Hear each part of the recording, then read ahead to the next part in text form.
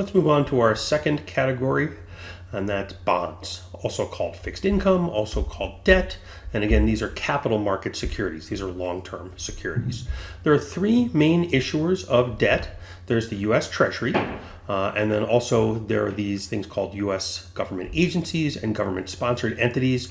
And so together these are referred to as Treasury and agency bonds. We're going to focus on Treasury bonds, but here's a link for more information on agency and GSE bonds. And here's a list of some of the agencies and GSEs that also issue debt.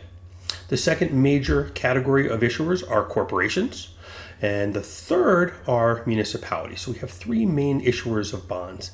Now, other types of debt are structured products, also called financially engineered products, and we have a list of those on Canvas, and we're not going to spend a lot of time on those.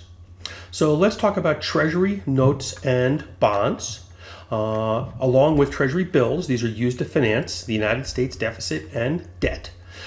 These are considered to be the debt with the least amount of credit risk, meaning that the U.S. government, which has the power to tax the U.S. economy, and if you don't pay your taxes, they can put you in prison, is deemed to have the highest credit rating or the least amount of default risk of any securities. And so this becomes sort of a benchmark or bellwether interest rate for two reasons. One is this very, very low default risk. The second is that this is a very liquid market. So these bonds are the most highly traded bonds, and we saw this in a chart on the first day of class. And here's a slightly different version of that chart that I could find quickly. It's the average daily trading volume in U.S. capital markets, and you can see here's stocks, and here is treasuries, and remember there's all the munis. This is very, very few treasuries, and this is the largest amount of trading volume, and so these bonds are extremely liquid. They have almost no liquidity premium. You can buy them and sell them at prices that are very, very close to each other. The bid-ask spread is tiny for treasury bonds. So again, very, very liquid.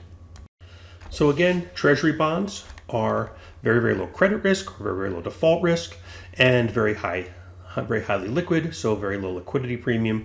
And so we'll use the rate that is paid on treasuries, the rate that people demand who have lent money to the U.S. government, as sort of a base rate, and later we can add to that base rate to account for credit risk or default risk and for liquidity premium. So what we're going to do is we're going to start with treasury bonds, and we're going to use these to explain bonds in general, the terminology and the structure and how they work.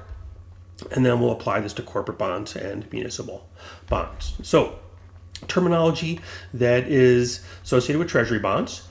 T-bills have less than 2 years to maturity. Treasury notes are between 2 years and 10 years. And treasury bonds are greater than 10 years. And here's a link to different treasury rates that we've seen before. This is a little goofy, this idea between notes and bonds. I found that people tend to use the word treasury bond for anything that is either a note or a bond. So people refer to the 5-year treasury bond, although technically it's a treasury note. And so I tend to use the terminology interchangeably myself. For example, on our last project, we had to return to a portfolio of 10-year treasury instruments. Technically, these would be T-notes, but I referred to them as T-bonds. Okay, first, let's talk about how bonds work. Bonds pay interest semi-annually. Interest is paid twice per year at half the stated coupon rate. Well, why is it called a coupon? Where does this word coupon come from?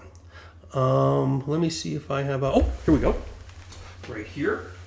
This is a bond. This was a bond that was issued by the Potomac Steamboat Company, and this was a long, fairly fancy piece of paper to make it difficult to duplicate. And down here are the coupons, and these are dated.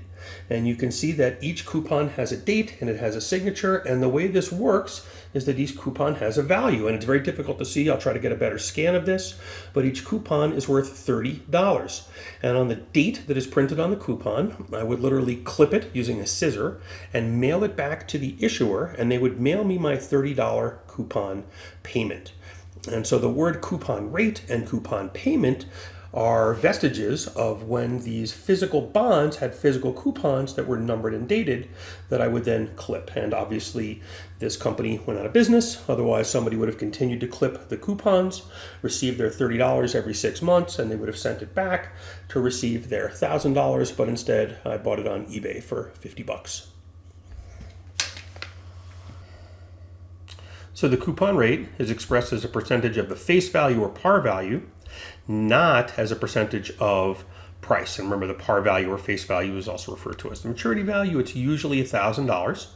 But since the coupon rate is not expressed as a percentage of price, but as a percentage of the face value or par value, if the price of the bond does rise or fall, the coupon payment does not change. It's fixed. In that particular case, that was a 6% bond, so 3% every 6 months or $30 every 6 months. And so the bond income is, well, fixed. It's a fixed income security. Okay, let's talk about the coupon rate quoting convention. The coupon rate is expressed as an APR semi-annual, or twice the periodic 6-month rate. So for example, the bond we just saw paid $30 on 1,000. That's 3% every 6 months. We would always refer to that as a 6% bond. We would never say it's a 3% twice. It's always a 6% bond. And so a 5% bond pays $25 every 6 months. And so 5% is really 2.5% twice. And so we refer to this as a 5% APR semi-annual bond. This is also referred to as bond annual yield or bond equivalent yield. And so the APR semi-annual that applies to a bond has a special name. And this would be equivalent to earning 5.0625% every year. That would be the interest on interest or compounding component. But remember, the coupon rate is always quoted as twice the periodic rate. It will never be quoted as the periodic rate, which is half the annual rate. And so we'll always refer to it as a 4% bond, and that always means 2% every 6 months, always.